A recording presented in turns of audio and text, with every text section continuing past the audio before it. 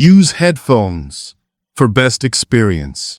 Welcome back to ComixFM. Today we dive into Batman, the Tyrant, a gripping Elseworlds tale from Shadow of the Bat Annual No. 2, written by the legendary Alan Grant, with stunning artwork by Tom Raney and Joe Staton. And telling this story, Batman is no hero. He rules Gotham as a fascist overlord. If you enjoyed the journey, don't forget to like, share, and subscribe.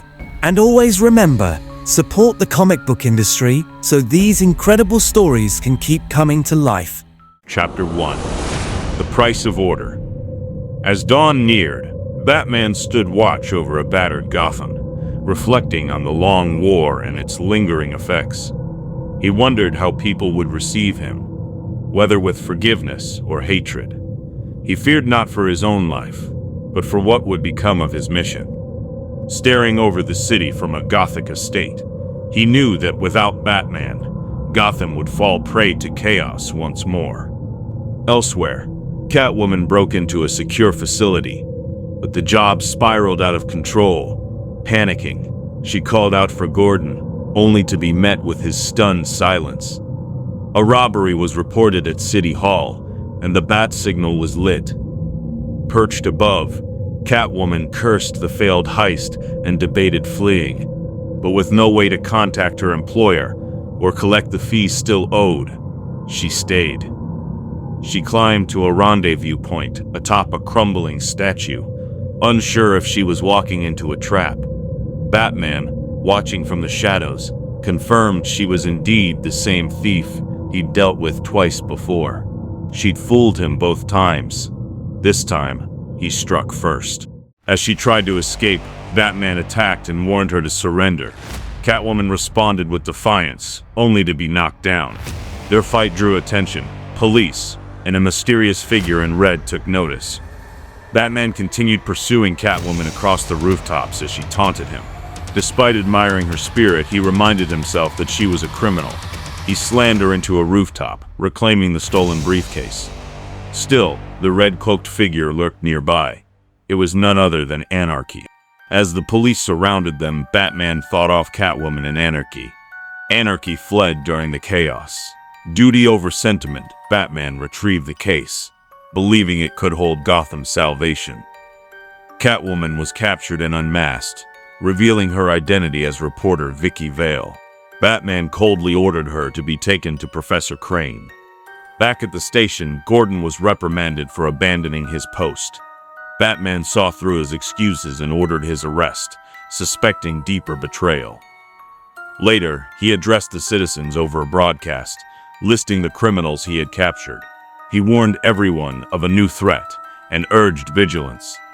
As he removed his mask, he left them with a final assurance. Batman ruled the night, but Bruce Wayne would guard the day. Early morning light filtered into the apartment as a woman prepped breakfast and called for her son, Lonnie. Lonnie had just returned home, secretly cloaked in his Anarchy persona. He uploaded some data covertly before removing the costume, just in time for his mother to check on him. Playing the obedient son, he joined her in the kitchen. She reminded him about school and her women's meeting. Lonnie, sharp and confident, claimed he was catching up on studies and convinced her to let him stay home. After she left, Lonnie sat alone, chewing his toast while the television barked government propaganda.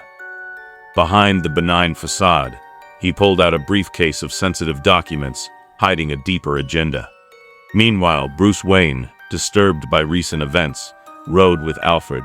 He voiced his concerns over Vicky Vale's betrayal and Gordon's involvement.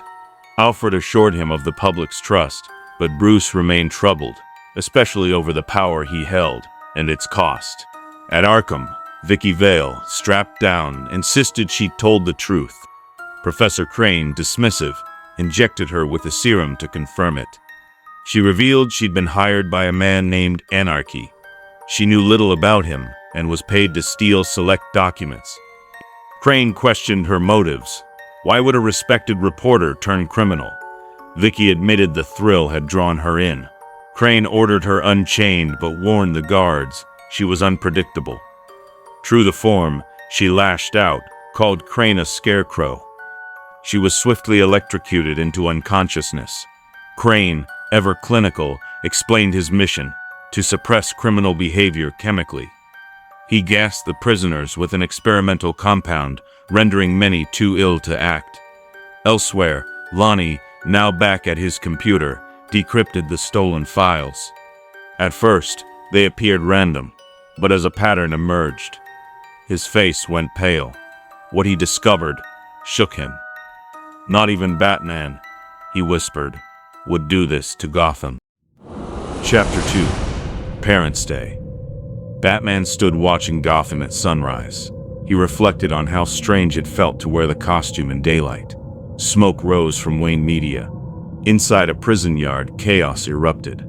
Inmates fought while Batman thought of his parents. He never did it for himself. He did it for them. Gordon was interrogated. Drugged, he confessed he'd been attending subversive meetings. He said the city felt rotten. He was searching for answers.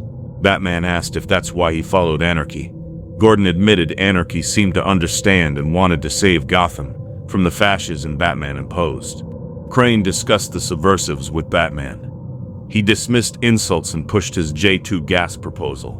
Batman hesitated, calling it too extreme. Crane insisted the gas only affected criminals with certain hormones. Children and the elderly were safe. Half of Gotham's criminals would be incapacitated. He urged Batman to consider it. Batman left, saying he would think about it. In the Batcave, Batman stood before his parents' memorial. He asked if it was right to do what Crane wanted. Was it right to gas his people? Elsewhere, a police raid stormed a pet shop. They found nothing. A single penguin waddled out. Anarchy, watching, noted Cobblepot had been warned. He moved to the backup location. Many new recruits were arriving. This time he hoped they would get results. At the Subversives meeting, Anarchy addressed a crowd of Gotham's top criminals. He revealed that tranquilizer gas had been added to Gotham's water supply for 2 years. Everyone had been drugged by Batman. Outrage spread. He rallied them, calling for coordinated attacks on Wayne Media, the water plant, and Bruce Wayne. They would strike on Parents' Day. Later, Batman met Crane and told him that he agreed on his J2 gas proposal. Fighting crime was his highest calling. Crane smiled. Batman said Gotham owed Crane. Parents' Day would be their moment. The footage of Wayne murders replayed endlessly across Gotham. In schools, on every Parents' Day, the same clip aired. In the clip, Thomas, Martha, and young Bruce exited the theater. A mother appeared. Demands turned violent. Gunshots rang out. The Waynes collapsed. Bruce was left staring, frozen. He would have been killed if not for Professor Crane hitting the mother with his book and saving him. Watching it again, Lonnie grew suspicious. He believed the true danger wasn't the thug who killed Bruce's parents. It was Crane. As the sun rose, Lonnie delivered breakfast to his foster parents. They were surprised and touched. He wished them a happy Parents' Day and reminded them what the city's leader always said: look after your parents. His mother thanked him warmly. Lonnie then excused himself, saying he'd be meeting friends at the parade. His parents decided to stay home and watch it on TV, where a news anchor reminded viewers of the federal amnesty and transitioned to coverage of Gotham Heights.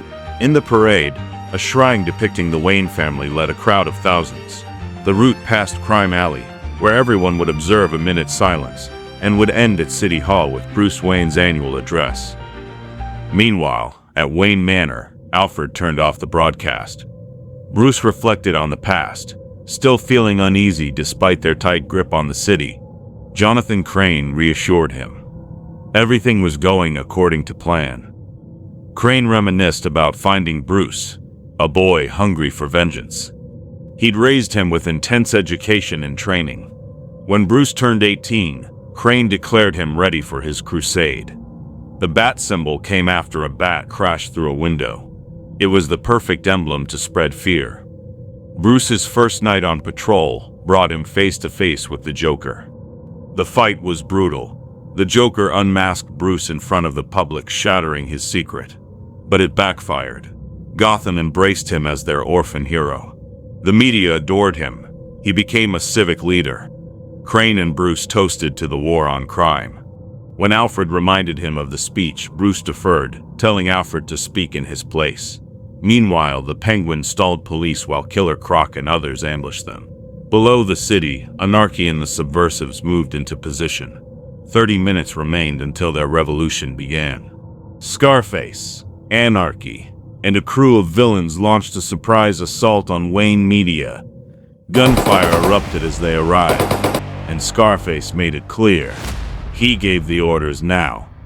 Anarchy objected to unnecessary killing, but Scarface brushed him off.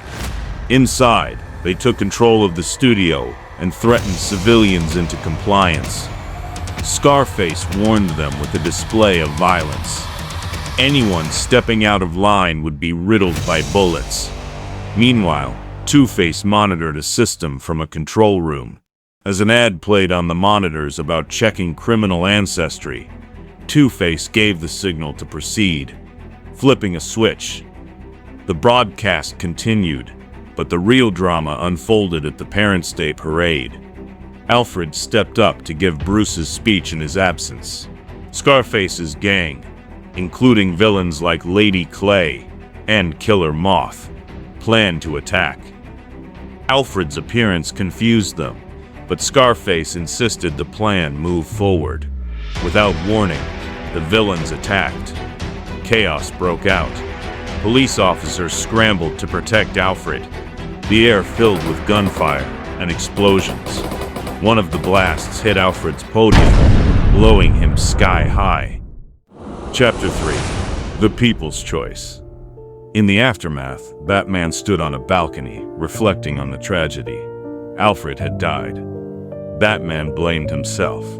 He had tried to give his life meaning through service, but terror always followed. Still, he had to act. Below Wayne Manor, Croc and his crew reached Gotham's main aquifer. Clayface and Croc smashed through a barrier, opening the path. Meanwhile, Batman and Crane stood there discussing. Though uncertain about how the tainted water would affect them, Batman ordered the valve opened. He would take responsibility. Suddenly, the Subversives attacked. Anarchy shouted that they knew what Batman's plan was. They would stop him from messing with the water supply. Croc started hitting Batman mercilessly, laying brutal punches. Crane alone held off Anarchy and Penguin.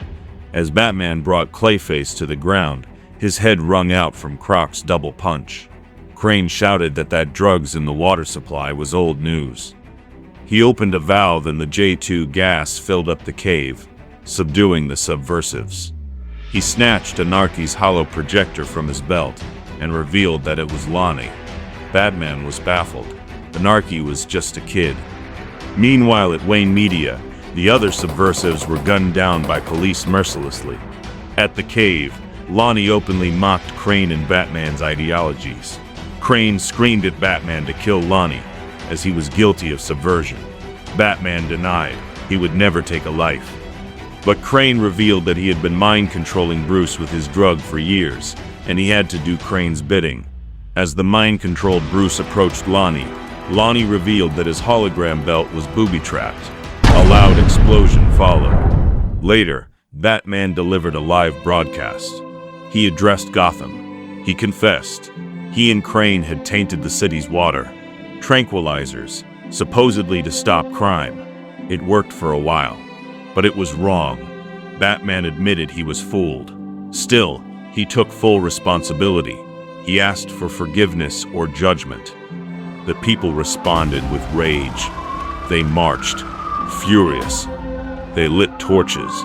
They stormed Wayne Manor, screaming for blood, calling for death. Batman watched it all from within. He wondered if it would have been better if he had died that night long ago. If Jonathan Crane had never saved him. Thinking this, he stood silently and looked down from above. The manor was engulfed in fire, and he embraced the flames as they rose. In the end, the sad tyrant died. Power had twisted justice. For reasons of the state, black had become white, and white, black. Thanks for watching. If you like the story, buy the book and support the comics industry to keep these powerful tales alive. Leave your thoughts in the comments, share, subscribe, and don't forget to visit our channel, your one stop for comic book stories.